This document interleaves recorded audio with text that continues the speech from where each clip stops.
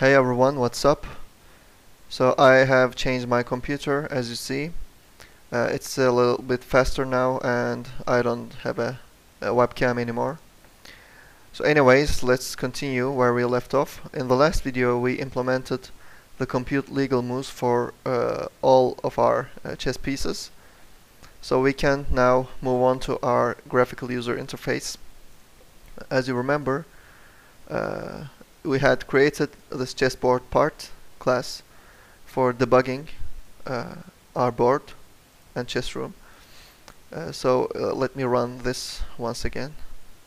It displays a blank part, and with this method we can see the textual representation of our initial board state. So the reason that this is blank is because we didn't create any SWT widgets inside this part, and today we are going to create some widgets. Let me close that. So since these were for debugging, I can delete them, but we need this chess room object. So I'm going to move this line to the constructor now.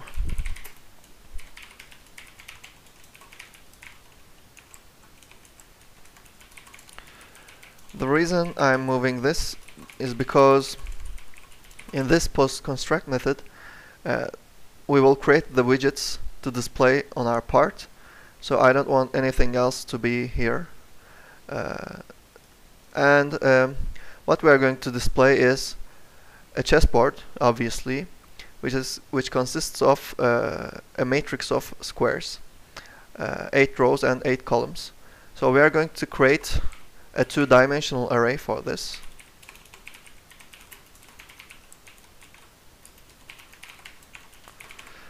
Here you see a new object, a class label. It's a SWT widget. We will see what it looks like in a minute. So we have to initialize this two-dimensional array inside the constructor.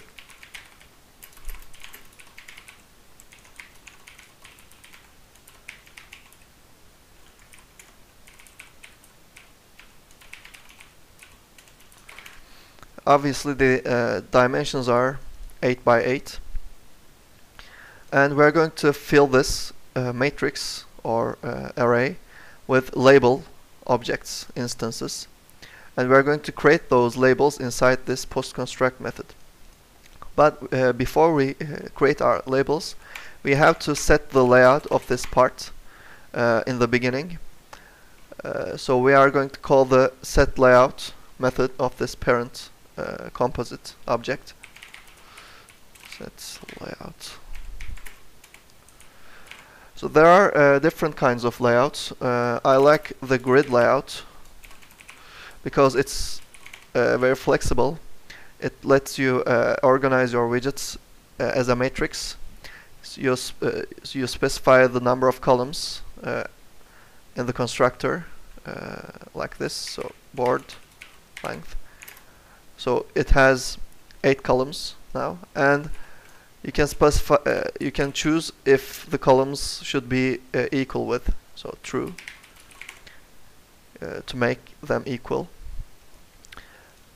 We can now create our label objects inside a nested for loop.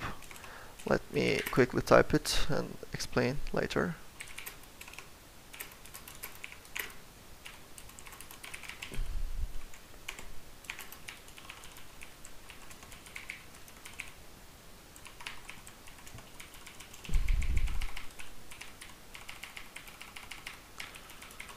So in this nested for loop, we are going to iterate over the rows and the columns inside each row.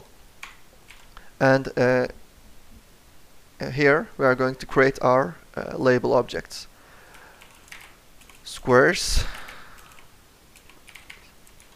RC, new label. A label widget takes in the constructor two arguments.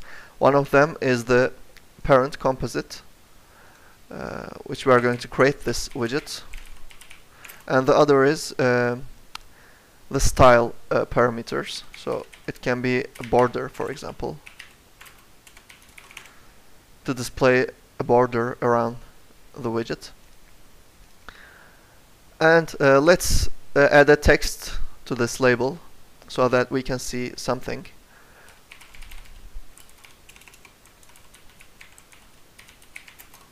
Set text square.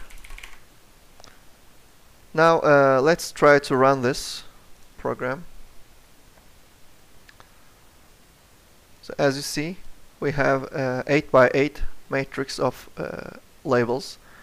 Each one has the same text square.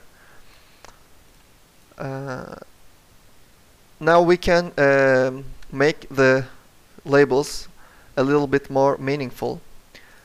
Now we can do this by referencing the original squares from the this plugin, ChessCore plugin.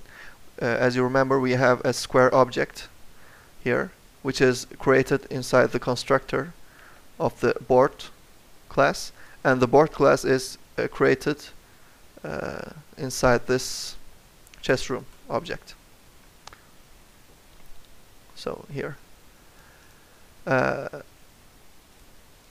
So as a result, we can access this square objects from the graphical user interface using this chess room object.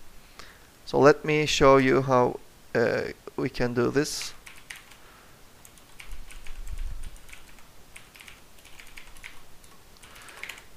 So the Eclipse, excuse me, the SWT widgets have a method called setData.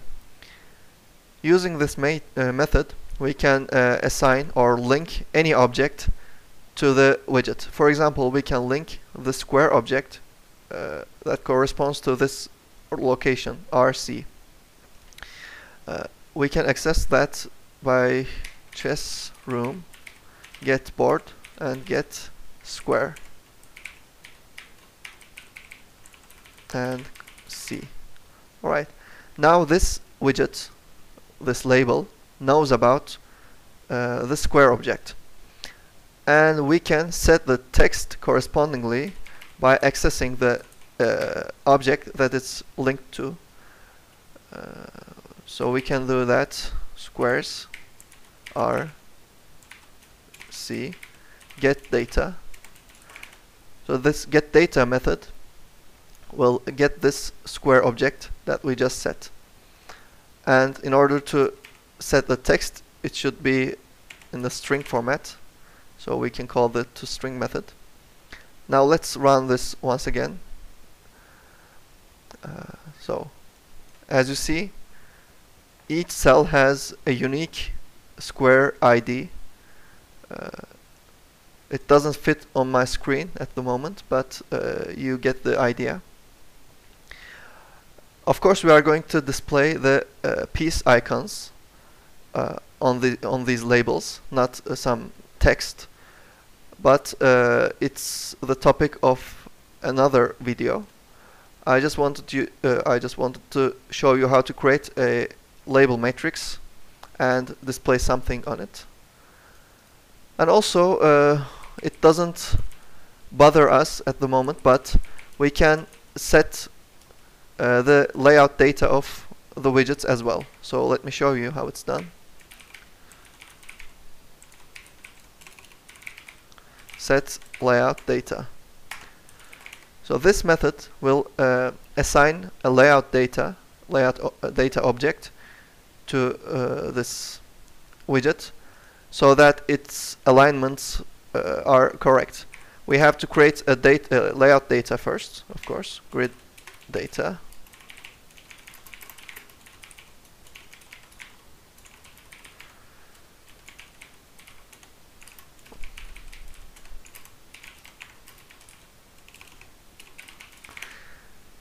So this object says that the corresponding widget is centered both horizontally and vertically.